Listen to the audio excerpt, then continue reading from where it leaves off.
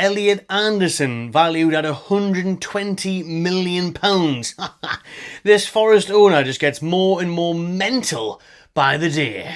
Yes, people, welcome back to the Magpie Channel TV. We've got Elliot Anderson rumours heating up from Sky Sports in Germany, and we're going to look ahead towards tomorrow night's game in the Carabao Cup against Spurs at St James's Park, where the Mags look to defend their trophy against the Cocks. The Cockney Cocks come to tune on Wednesday night. So Newcastle will find out the quarter-final opponents after the full-time whistle tomorrow night if we manage to get through. But we'll talk about all that towards the end of the video. Please smash a like and subscribe to the channel if you haven't already. I think we'll just dive straight into those Elliot Anderson rumours, because good old Florian Plettigol, whatever his name is, who was hot on the press of stuff over the summer for the likes of Benjamin Šeško, links to Newcastle United and Manchester United.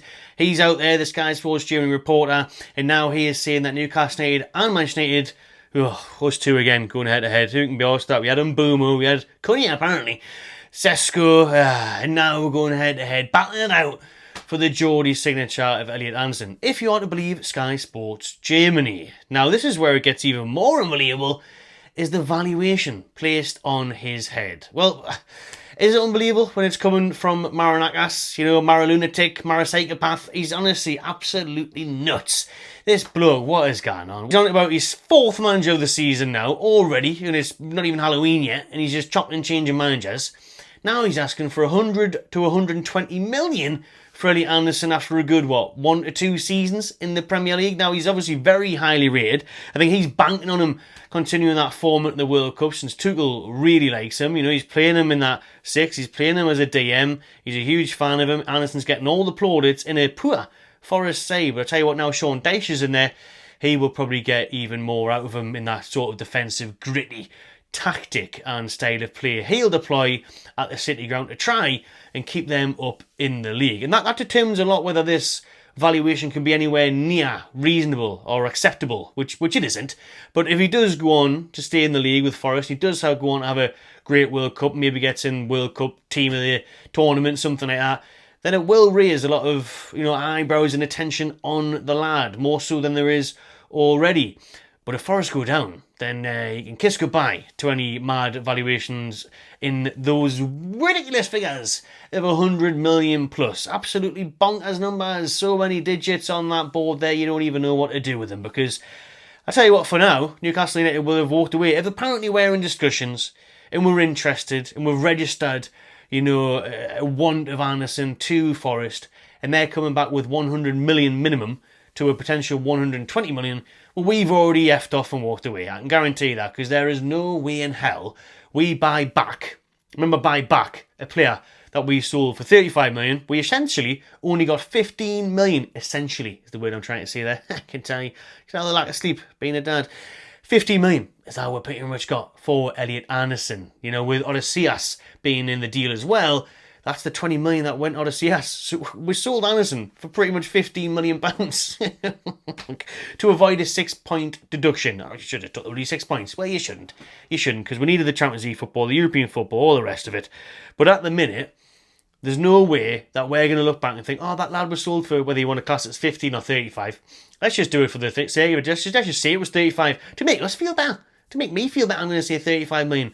There's no way we then go slap another 85, 95 million on the table to bring him back to Newcastle. At 80, 90, it's not going to happen. It really isn't. There's no way in hell we pay that for Anderson. Now, we know Eddie Howe hasn't, made no secret of it, of how much he admired Anderson. Still does, and doesn't want to lose him. Didn't want to lose him back then. Would love to keep him now, would love to have him now, and would love to have him once again in the future in the black and white stripes. But we're interrupting this video to show you some belter burgers in the tune here at Meat Stack. If you watched the channel for a while, you know the crack. We've been working together for years now, and I've been coming here scanning the unbelievable food on a match day.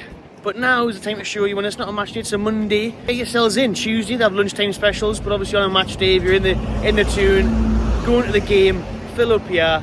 Let's have a look inside. They do monthly specials. So today on Monday is actually the last day of the Memphis barbecue one, which is, as I say, sensational. There's a big collab coming this month as well. So stay tuned to that one. Follow them on the socials, and I'll be back anyways in a couple of weeks' time to try. But for today, we're going to get stuck in to the Memphis barbecue. So that was Meat Stack yesterday, filmed on Monday. I'm aware today is Tuesday, so yeah, scrammed that yesterday, enjoyed it. So if you're at the match tomorrow, head down to Meat Stack, check them out. Or whenever you're in the Toon and you want some belter burgers, get yourself a Meat Stack. Well, how on earth are we going to afford 100 million? The 120 is crazy. Let's just say 100, which is pretty crazy enough, to be fair. But let's just say it was 100 million pounds. Yeah, we're not going to go ahead and pay triple what we just sold them for a couple of years ago. It's just never in a million years going to make any sense. Not only business-wise, with FFP now looking better thanks to the sale of Isaac and that, even though we've obviously spent some of that money on the likes of Voldemort and Worcester. But Anderson, he's not even a guaranteed starter. For me, he is. For me now, and it's very harsh, and maybe I shouldn't be saying this because I've continuously said that we've got the best midfield in the league with Joe Linton, Bruno and Tonali. Well, I tell you what, he definitely, and Elliot Anderson does not replace Tonali or Bruno Guimaraes. Let's have that out straight. Does he replace Joe Linton? I think so. I think Joe Linton's amazing. He's brilliant at what he does, which is very unique and special in that battering ram, that engine, that aggressiveness. He's a very special, excellent midfielder. But Anderson's a much better footballer. But then again, the balance of that midfield between Bruno Guimaraes and Sandro Tonali is very well aligned with Joe Linton there as well. It's perfect in harmony, and that I think is why we have got the best midfield in the league. I've said it before, got ridiculed. I think a lot more people in mainstream media come round to it now, saying, actually, Newcastle's midfield three is class. It's absolutely quality. And it is. And Anderson would improve that, but would Anderson come back to Newcastle with that? Well, you definitely would come back to Newcastle, but come back to Newcastle with the thought of having to fight it out for a starting 11 place. Come back thinking, well, I'm not guaranteed a spot. Could I go back? Could I go back? If I don't come into Newcastle and I'm not getting games every week, am I then going to fall out of favour with the England side? So there's a lot for him to think about. There's a lot for Newcastle to think about. Now, it would be wonderful to add that strength and depth, give Anderson the opportunity to come back to Newcastle, where he's winning the side, rotate a little bit, and then start once he proves a point. That would be ideal. In an ideal world, we would have had a buyback clause. Or at least first choice on the matter. But Newcastle were not in any position to do that. We were way above any position of power or strength of play in transfer dealings and negotiations. We held no cards at all. We were knackered. We were screwed. And like I said before, Howard's mentioned it in the press conference, saying they know they ripped themselves off. They know that Forest got a bargain. And we were just desperate because of FFP. We had to sell. Yeah, otherwise it was that points deduction. But Anderson to Newcastle, I think it probably will happen one day, but I can't see it happening in the next couple of windows like these reports are saying, or at that valuation anyways. And to be fair, we've got Tonali there, who is the best six in the league. Him and Anderson are the best two, to be honest. So you're not going to get one for. It's just not going to happen. I just think that would disrupt the balance in the team. And I said how did want to play him in a different spot. He can play all over the park. To be fair to Elliot, he used to play as a left winger mainly under Eddie Howe. And then he can play as the 8, he can play as the 6, play as a 10, play out wide. So there is options there. And we know Eddie Howe likes versatility in his players. So I could see that. But for the valuation Forest are after, and the fact that Newcastle have such solid starting midfielders in the first place, I just find this a difficult deal to do at the price that Forest want as well.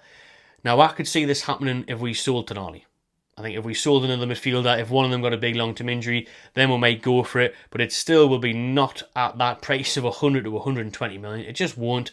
It would. I think we'd even be struggling to go way beyond the double. So say we're at the 35 million pound mark, and I think 80 million at a push is what we would pay. And even then, I still think we'd be like, nah, that's a record saying to bring back a player we sold.